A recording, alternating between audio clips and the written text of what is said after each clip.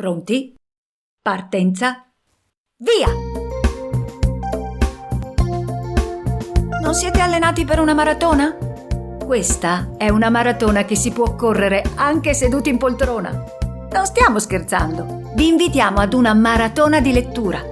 Venerdì 29 settembre il Veneto legge. In tutta la regione si leggerà.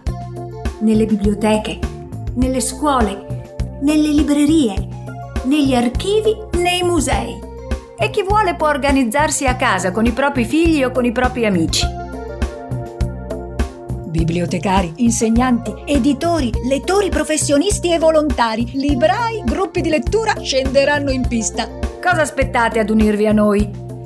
Visitate il sito www.ilvenetolegge.it e troverete informazioni dettagliate su come iscriversi alla maratona e ricevere i materiali per prepararsi al meglio. Per arrivare senza il fiatone alla fine della lettura, allenarsi un po' non guasta. Il Veneto legge. Segna la data e seguici passo dopo passo.